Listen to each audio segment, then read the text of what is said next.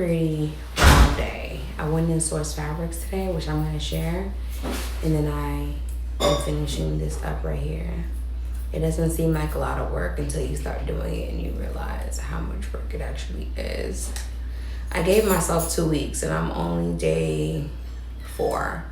So technically I'm still on schedule, but I'm hoping it doesn't go over 2 weeks because I'm physically jump tired.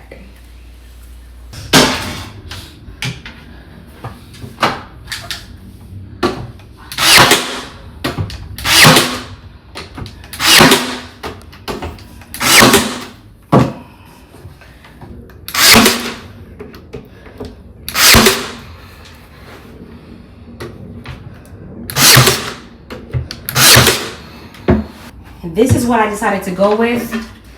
This is the door that my carpenter was starting to build for the doors, and I told him to leave it. I would do it myself because this piece here is called a cove, and what I want to do is to inlay it into the cabinet, which I can't do that because of how it's positioned. So what I ended up doing is taking the same material, which is the 1x2 that I did the board and batten, and I'm going to be using this. So this will be outlined in here, and I'm going to go ahead and do one so you can see it, but I have 5 more drawers that I have to complete in order to get that. Y'all let me know, do you like option A or B for the doors? I felt like A was just too simple.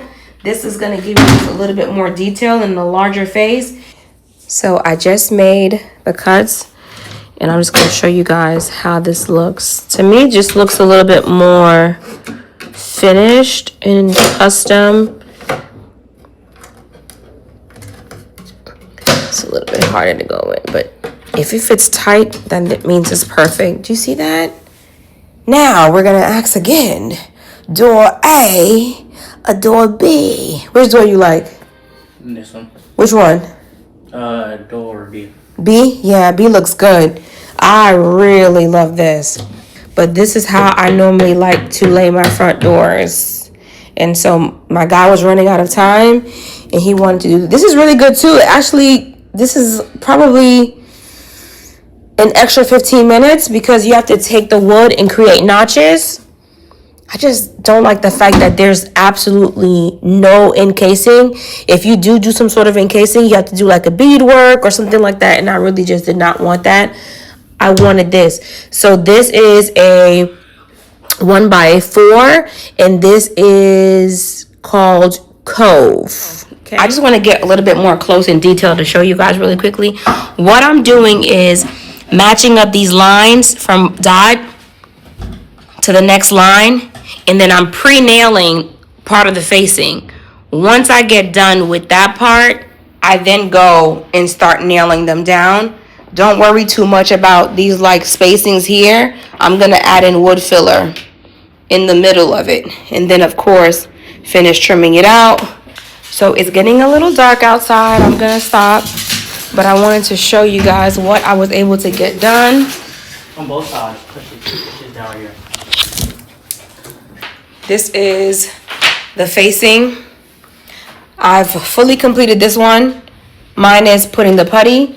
Now I'm about to start nailing to show you guys how to get one fully completed.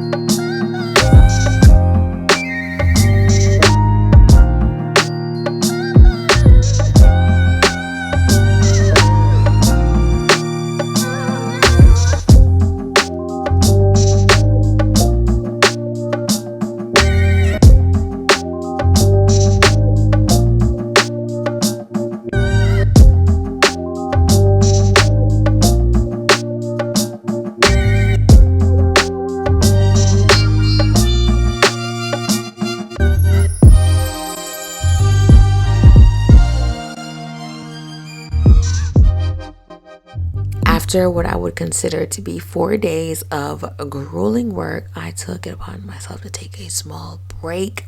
I ended up in the fabric store. I need to find fabric for not only the cushion but also some pillows, and I came across this tape which was really good. I also peeped this bit of fabric at the corner of my eye, but it wasn't a performance fabric, so all I could do was see it from a distance. I made my way around the store. I did come across some performance fabric. I haven't picked anything yet because I only had one day to look and I just did not find what I was looking for. And then I called around and realized the fabric is no longer available. It is discontinued. So I am back at square one. On a positive, I was able to get samples so that way I can kind of narrow down the color. It is always good when you're looking at fabrics to have a cut sample. Take it home to see if the color is still the same. When your walls are warm or cool tone, it will affect how every other color plays in your house. I wouldn't necessarily call this a successful shopping day, but I was able to rent out a couple of books, and so I will be going through the pages to see if I can find anything. But 100%, if you're looking for just a little bit of customization, finding your own fabric is definitely the first step. As soon as I got back home, I got right to work. So I ended up cutting all of the trim. That way I can inlay the board and batten. I'm not really that bad at wasting material, but this is definitely a project where I wasted some material because the cut was literally off by an inch. So I couldn't use the previous pieces that I cut, and it was such a waste. But I was able to use some of them in other areas. I try to recycle as much as I can, you guys. If you see that I don't recycle something while I'm doing renovations, just understand there was no saving it. It just had to go. And so I ended up doing all of the trim work, and to me, it just looks really good. Overall, I feel like it's coming together so great.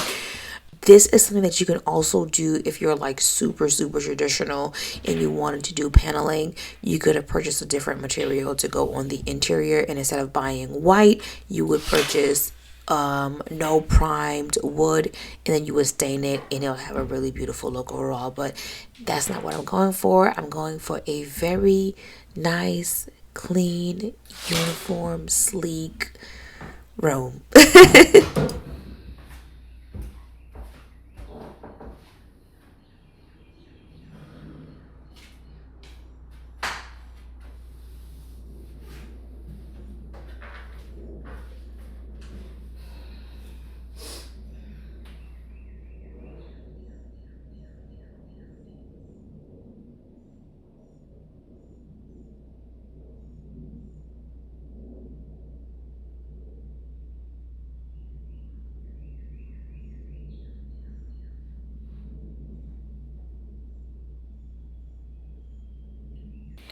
Before I went to sleep, I went on ahead and I add the wood filler in all of these spots right here, just to ensure that the seams are going to be covered.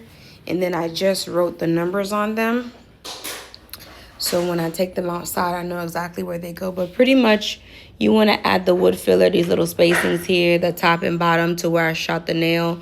I still have to go in and hit some of these where the nails are raised on the facing, and then I have to still do all of the filling of the nails on the bench itself.